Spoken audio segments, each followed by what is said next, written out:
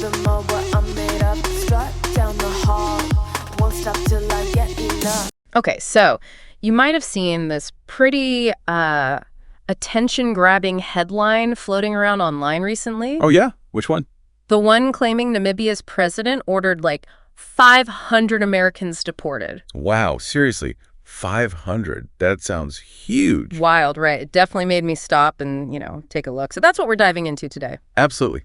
I mean, in today's world, a claim like that, it just flies, doesn't it? It spreads so fast. Totally. So we've got this article here from the Times of India.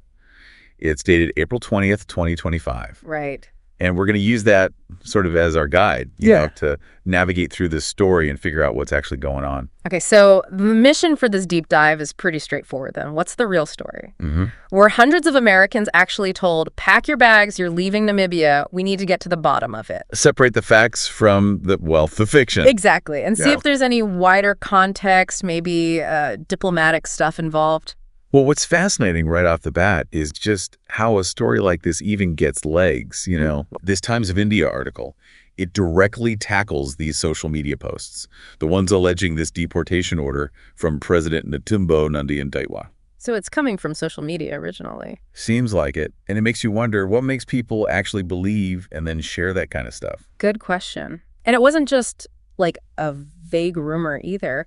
The article points to really specific but fabricated quotes. Fabricated quotes like what? Well, they gave an example, something like, if Africans need visas to enter the USA, then Americans must also need visas to enter Namibia.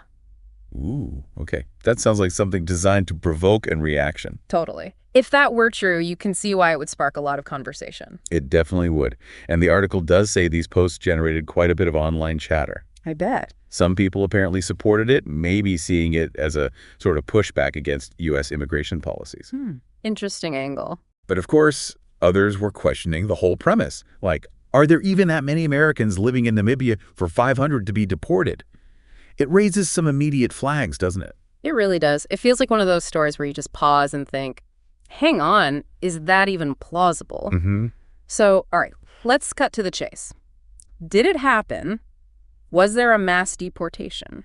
Okay, so the definitive answer, at least according to this source, the Times of India, is no. No. Okay. The Namibian presidency itself put out a really strong rebuttal. They addressed it directly. Yep, an official press statement. They explicitly called the allegations fake news, basically.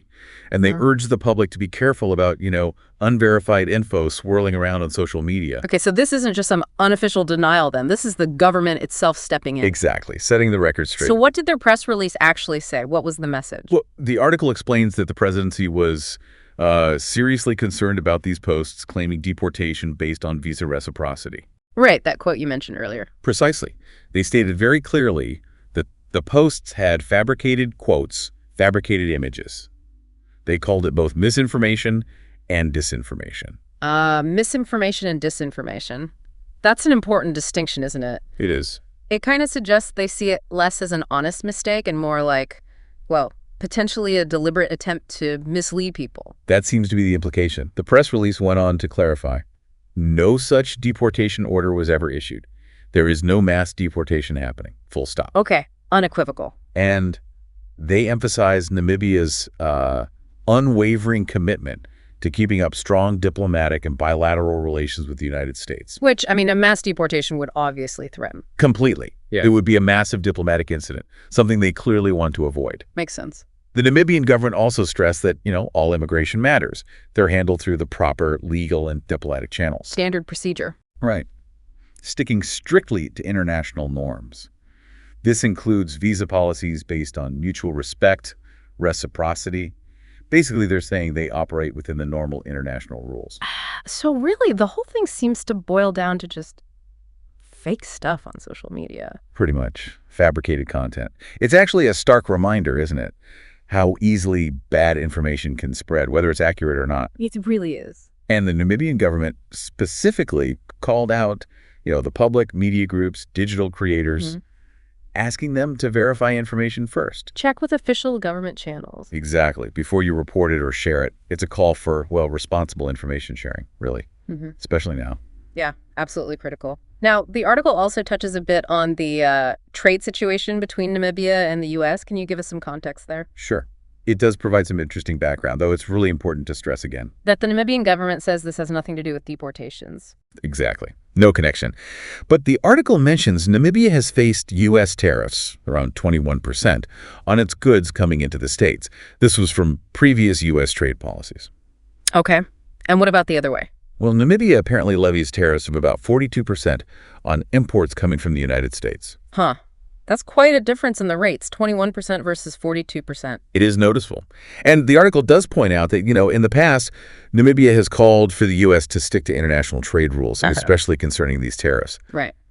And this is the crucial part, the article emphasizes no actions, like mass deportations, were taken by Namibia because of these trade disagreements. Okay. So, while there might be some economic friction or different views on trade policy, the idea that this somehow escalated into kicking out hundreds of American citizens is just not true. Simply unfounded, according to the official sources cited here. Yeah. The Namibian government's position is crystal clear. The claim's false. It came from social media, using fabricated stuff. And they're absolutely committed to their diplomatic relationship with the U.S. and, following international rules. Okay, let's just sort of summarize the key takeaway then. Good idea. The big one is this claim, Namibia's president ordering 500-plus Americans deported. Totally false. Unequivocally false. Confirmed by the Namibian presidency itself. And it all kicked off because of made-up quotes attributed to President Netumbo Nandi-Ndaitwah that got shared around online. Precisely. And the Namibian government reacted quickly, publicly calling it out as misinformation and disinformation. Suggesting perhaps an intent to maybe harm Namibia's image or strain those U.S. ties. That seems to be their concern, yes. And they made a point of stressing how much they value that relationship with the U.S. And that they handle immigration properly through established legal channels following international norms. Correct. And while the article did mention those trade dynamics, the differing tariffs, Namibia's calls for sticking to trade rules. It's vital to remember those are separate issues. Absolutely separate. They did not lead to any mass deportations. That link is just not there, according to the government. And that final message from the Namibian government, a plea really for everyone to check sources. Verify info with official channels before you hit share. Such important advice these days. Couldn't agree more. So, okay, wrapping this up, here's something maybe really interesting to chew on from all this. This whole situation, right, this completely viral but totally untrue story, it really shines a light on something crucial for you, the listener, to think about. Go on. Just consider the incredible speed, the potential impact of misinformation in this digital age we're all living in. It's staggering sometimes. How easily can these fabricated stories, especially ones touching on sensitive stuff like international relations, how easily can they just spread and start shaping what people think before the actual truth even gets its boots on, Yeah, the truth often lags behind, doesn't it? It really does. So it's definitely something to keep in the back of your mind, maybe critically evaluate long after you've finished listening to our deep dive today. How do we navigate this information landscape? Sound the alarm. I'm coming up. We'll have a ball. I'm sweet like a buttercup. You're a Barbie doll. Show them all what I'm made of. Strut down the hall. Won't stop till I get enough.